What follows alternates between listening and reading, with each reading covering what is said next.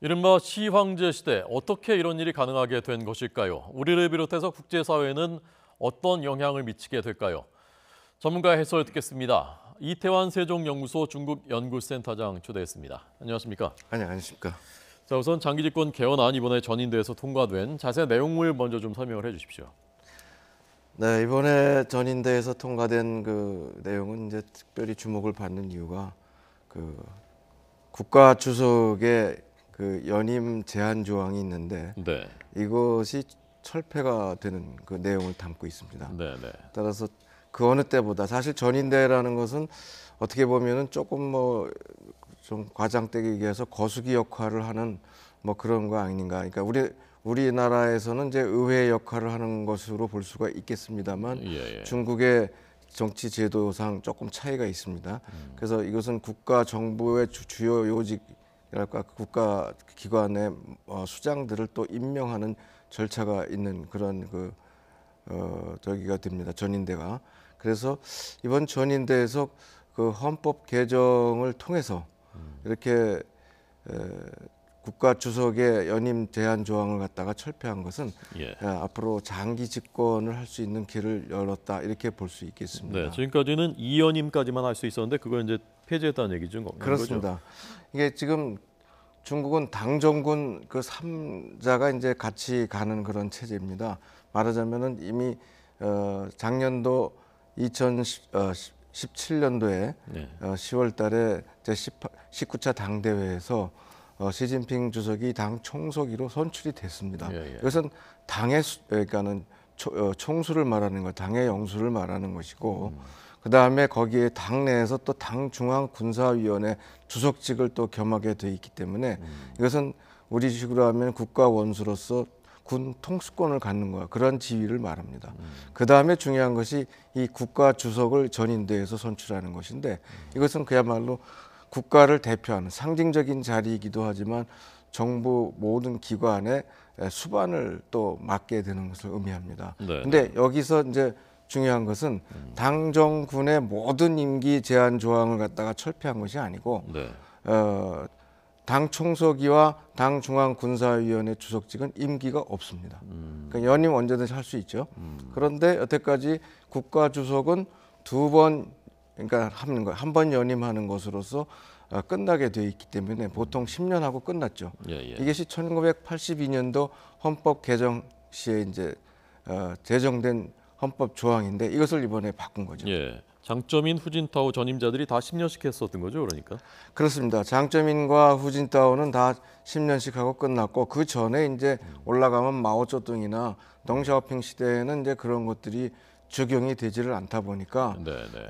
그 당시에 82년도에 국가주석 연임을 갖다가 제안을 하게 된 것도 예. 결국은 덩샤오핑의 막강한 권력을 갖다가 바탕으로 하고 있으면서 동시에 권력에 대한 것 조금 분산을 통해서 집단 지도 체제를 만들어 가겠다 하는 의지를 표현한 것이라고 할 수가 있습니다. 네. 이 연임 제안을 폐지한 것하고 또 한 가지 주목받는 것이 시진핑 사상이라는 것을 헌법에 넣었다고 하는데요. 네, 그렇습니다. 이게 왜냐하면 시진핑 사상이라는 게 표현되기는 중국적인 특색을 가진 사회주의 예. 사상이라고 이제 볼 수 있겠습니다만 그 구체적인 내용은 4개 전면과 5개 일치로 이제 하는데 그것은 뭐 우선 시진핑이 집권 일기에 내세웠던 예. 중국의 중화민족의 위대한 부흥을 얘기하는 중국몽이라고 그러죠. 중국의 꿈을 실현하기 위해서 이러한 그 시진핑 사상을 갖다가 좀 더 강조하지 않았나. 4개 전면이라는 것은 이미 우리가 알고 있는 내용이긴 합니다. 뭐 전면적인 샤오강 사회라 그래서 전 인민이 다 먹고 살 만한 정도 수준의 경제 발전을 하는 거하고 예, 예. 개혁을 심화하고 뭐 그런 그 과정 속에서 또 법치주의도 실현해 나간다. 그러면 당의 또 기율을 이제 엄격하게 세워 나가는 종엄치당이다. 뭐 이렇게 해서 4개 전면이라는 내용이 이미 있어 왔습니다. 근데 네, 네. 이것들을 헌법에다가 이제 삽입하는 것이죠. 예. 그 동시에 또 당의 영도를 강조했어요, 이번에. 예. 그것은 실질적으로는 이제 그렇게 해왔지만 헌법에 당이 국가를 영도하는 것을 명시한 것이 이제 또 이번에 그 개헌의 특징이라고 볼 수가 있습니다. 네. 자, 이 개략적인 설명을 들었으니까 좀 그 상식적으로 궁금한 것들 네. 그 여쭤보겠습니다. 시청자 여러분들도 비슷한 궁금증을 갖고 계실 텐데요.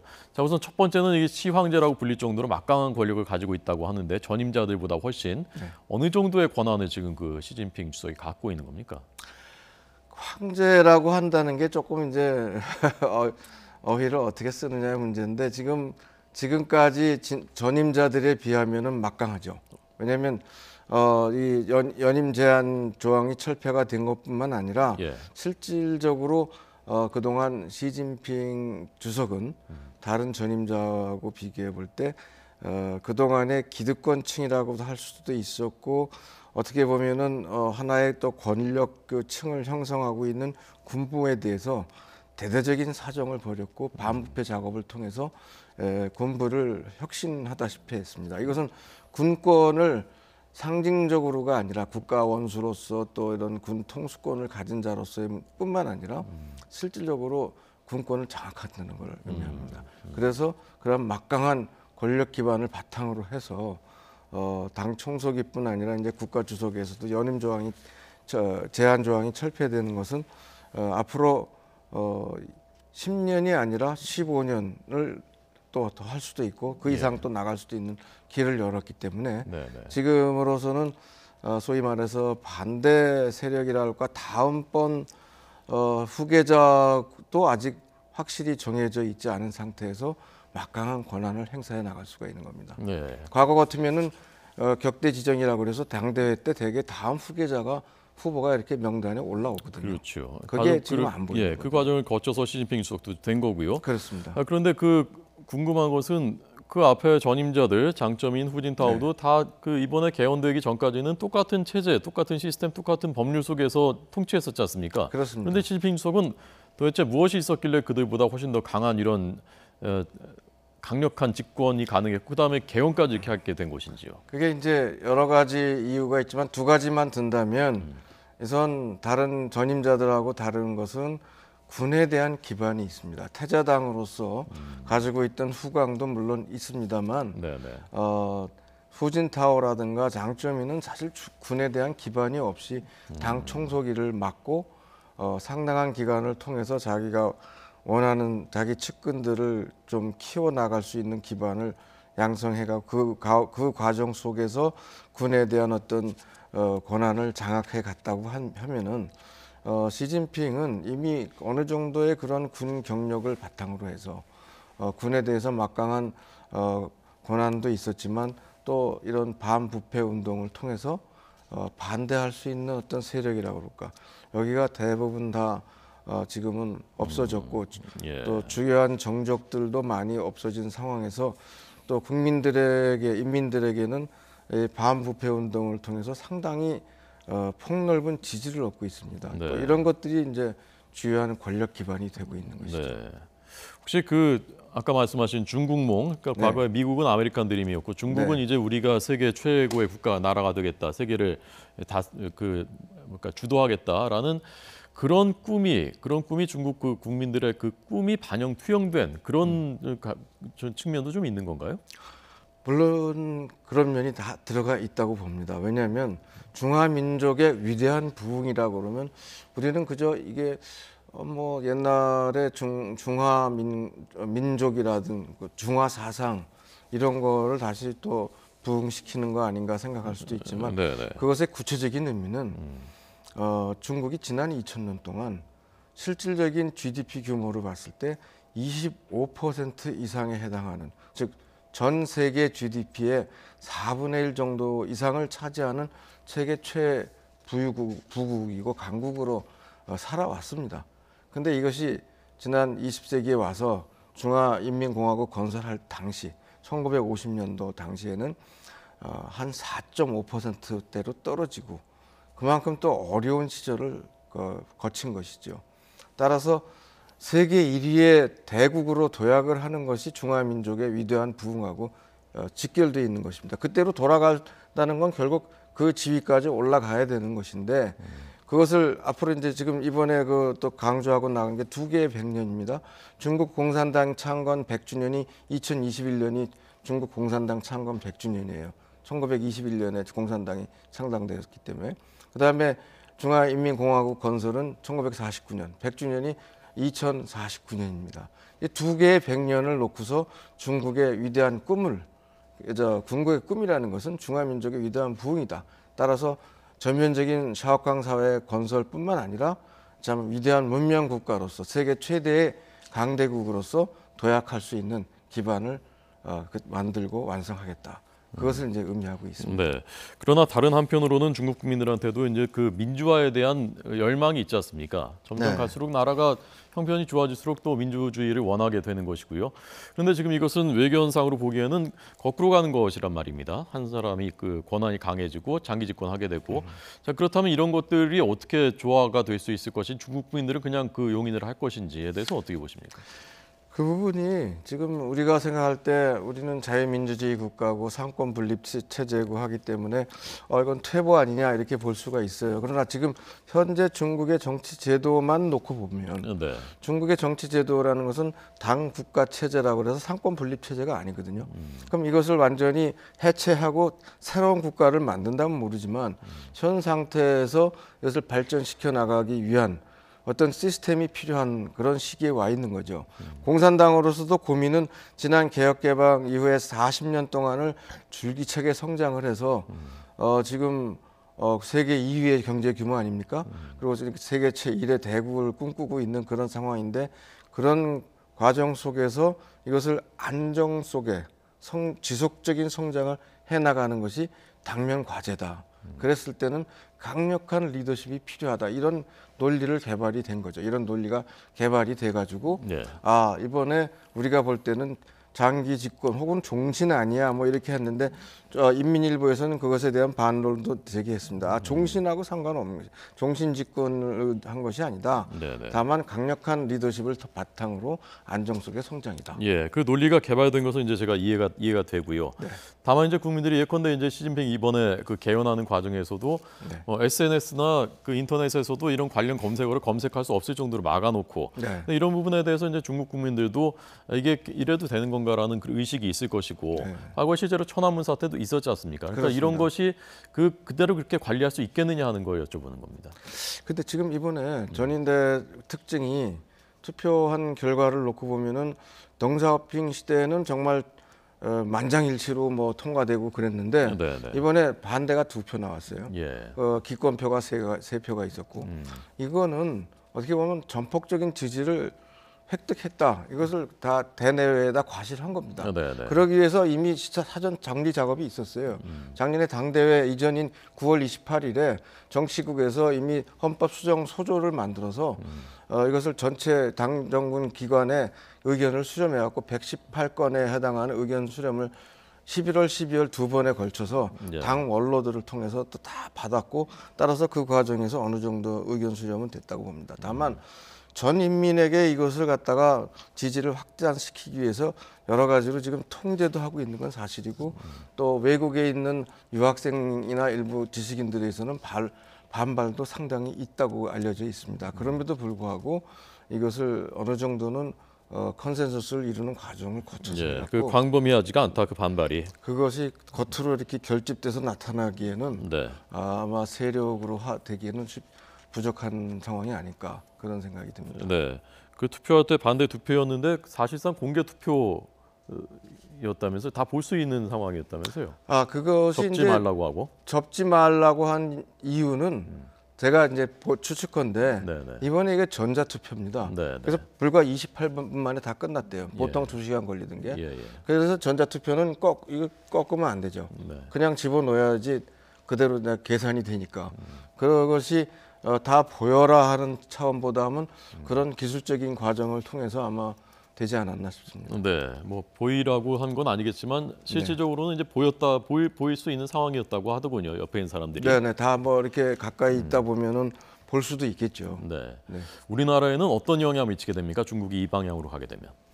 한국에 주는 영향은 뭐 장기적으로 보면은 중국이 이렇게 독재적으로 나간다고 할 때 우리가 힘들어질 부분이 없지 않아 있을 수는 있습니다. 왜냐하면 또 막강한 권력을 바탕으로 아주 강력한 드라이브를 거는데, 근데 이제 이번에 좀 이 당 대회 지난 당 대회 때도 나온 걸 보면은 전면적인 개혁 개방에 심화하고 개방의 확대입니다.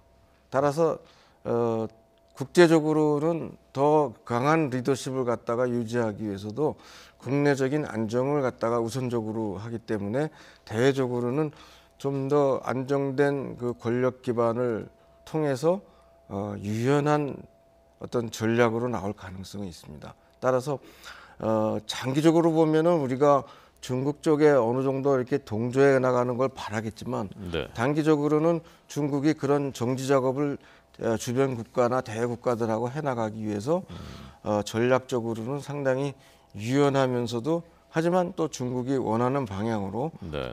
굉장히 주도해 갈 가능성이 있다고 보여집니다. 예. 그러니까 우리나라와 특별히 뭐 마찰이 있거나 그것이 심화될 가능성은 없다고 보시는 거예요? 적다고 보시는 그러니까 건가요? 중국은 지금 리더십을 강화해가는 그 기반이 필요한데, 여기서 한국이 얼만큼 필요한가? 즉 한국이 얼만큼 중요한 나라인가? 이것이 입증이 되면 예. 거기에 맞춰서 이제 전략을 세울 것이기 때문에, 다만 우리가 이제 대비해야 되는 것은 이번에 그 당대회에서도 나왔지만 소위 3대에 걸친 책략가로 알려진 왕후닝이 정치국 상무위원회에 들어가는 정도로 이 나라가 지금 앞으로 보면은 전략 개발과 또 싱크탱크를 통해서 이 많은 것들을 갖다가 이제까지 보지 못했던 새로운 전략들을 쏟아낼 가능성이 있습니다. 여기에 대비할 수 있는 우리의 전략 개발은 시급하다고 보여집니다. 네. 미국과의 관계는 어떻게 될 것 같습니까? 미국과의 관계도 아까 말씀드렸지만 상당히 이제 자신감을 가지고 나갈 수 있는 여지가 생겼죠. 그럼에도 불구하고 당분간은 상당히 신중하면서 새로운 어떤 그 국제 질서를 세워나가는데 미국과는 조금 더 협조할 수 있는 분위기를 만들어가는데 치중할 것으로 보입니다. 왜냐하면 그래야 국내적인 기반을 지금 더 강화, 아직 이제 시작이니까. 네. 헌법 개정했다고 이제 모든 게 끝난 게 아니죠. 네, 네. 그러니까 그것을 다져나가는 데 있어서 국제적으로도 안정된 리더십을 확보하기 위해서 예. 미국과의 협력을 갈등이나 대립보다는 협력을 좀 더 추구할 것이다, 이렇게 네. 보여집니다. 시진핑 주석이 지금 나이가 몇 세인가요? 53년생이라서 예. 지금 만으로 65세가 되죠. 65세. 네. 그러면 이 센터장님 보시기에는 지금 마땅한 후계자는 없는 거죠? 안 보이는 거죠? 안 보이죠. 왜냐하면 원래 지난 19차 당대회 때 네. 격대 지정이라는 용어들을 씁니다만 차세대 지도자가 상무위원으로 올라왔으면 이거는 그 다음 지도자다. 왜냐하면 장쩌민이 1992년도에 당 총서기가 될 때 네, 네. 그때 그때 부주석 92년도에 그 부주석으로 들어간 사람이 후신타오였어요. 예, 예. 그때 이미 그것이 점쳐질 수 있는 그런 것들이 보여졌다면 이거는 지금 또 시진핑도 부주석을 하는 것이 이제 다음 주석이 될 사람으로 이미 그때 떠올랐었거든요. 네, 네. 근데 지금 이번엔 그런 사람이 예. 없죠. 그러니까 보시기에는 이제 10년 이상 이렇게 계속 갈 가능성이 매우 높다고 볼 수 있는 거죠. 거의 그렇게 된다고 봐야죠. 네. 우리가 작년에 사드 때문에 홍역을 치렀지 않습니까? 그렇습니다. 그러니까 지금 제가 이제 아까 여쭤봤던 그 질문은 그러니까 그런 그 상황이 더 심화될 가능성이 있지 않겠느냐. 근데 한중 간도 그렇고 미중 간도 그렇고요. 그 부분에 대해서 마지막으로 좀 더 보충 설명을 좀 해주십시오. 네, 지금 말씀하신 대로 사드 이슈가 완전히 없어지고 해결된 게 아니거든요. 예, 네. 사드뿐만이 아니라 앞으로의 뭐 발생할 이슈도 그렇고요. 앞으로 중요한 게 역시 미국과 중국 간의 사이에서 우리가 어떤 정책을 어떤 전략을 해야 되느냐, 이게 끊임없이 이제 우리 정부의 과제로 남을 겁니다. 거기에 대해서 할 때 중국이 자신감을 갖고 이제 나가기 때문에 우리가 중국과 더 신경을 써야 되지만, 사드 문제 하나만 놓고 보더라도 아마도 우리한테 상당히 거는 기대도 있겠지만 또 여러 가지 면에서 압박을 해오는 데 있어서도 과거하고는 좀 차원이 다를 것이다. 다만 저희가 압박이 강해질 것이라고 보시는 겁니까? 아니면 과거처럼보다 좀 더 유화될 것이라고? 정교해진다는 것이죠. 좀 더 유화될 것이다. 이게 좀 지금까지 보면은 갑자기 뭐 경제적으로 뭐 보복 조치하고 뭐 해갖고 반발 많이 사지 않았습니까? 이런 걸 되풀이하지 않으면서도 한국이 알아서 이거는 우리 이게 좀 문제가 생길 수도 있는 부분은 우리가 조금 더 전략적으로 중국과 더 가까이 지내기 위해서 어떻게 해야 되겠다. 이런 거를 유도해 갈 수 있는 여러 가지 제도적 장치를 만들어 갈 만큼 중국이 뭐 경제 구조만 고도화하는 게 아니라 대외 전략도 고도화해 갈 가능성이 있다. 네, 네, 그렇게 보여집니다. 예. 정말 마지막으로 한 가지만 더요. 네. 아까 그래서 이제 장점인 후진타오와 뭐가 다른가? 군을 장악했다라는 네. 점, 그리고 그 중국의 국력도 그만큼 더 성장을 했다라는 점을 이렇게 짚었는데, 이 시진핑 주석이라는 인물의 네. 어떤 인물의 뭐 경쟁력이랄까 아니면 카리스마랄까요? 그런 것도 많이 작용을 한 겁니까? 그렇다고 봐야죠. 왜냐하면 후진타오 그 주석의 경우도 뭐 상당히 뭐 여러 가지 면에서 업적이 많았어요. 예, 그래서 더 발탁된 케이스라고 하는데, 대외적으로는 전 세계적으로 어떤 글로벌 리더십에서 드러날 만큼 그런 거를 보여주지 못했다는 평가가 많이 있습니다. 그러니까 군을 장악하지 못한 것도 있겠지만, 왜냐하면 그때 당 총서기 하면서 2년 동안은 당 군사위원회 주석, 즉 군 통수권자가 장점인이었어요. 네, 그 나중에 그것을 인수받았죠. 그랬는데 지금은 여기 시진핑은 처음부터 그랬고, 지금은 실질적으로 모든 군과 당정군에서 골고루 압도적 지지를 받고 있는 사람으로서 전 세계적인 글로벌 리더십의 이미지에 있어서도 미국하고 그냥 싸우기만 하거나 뭐 문제가 있거나 그런 거 아니고 잘 해가고 있고, 또 나름대로 리더십도 발휘한다, 이런 이미지 창출에 어느 정도 성공했다고 보여집니다. 네. 이태원 세종연구소 중국연구센터장의 해설 들었습니다. 잘 들었습니다. 고맙습니다. 감사합니다.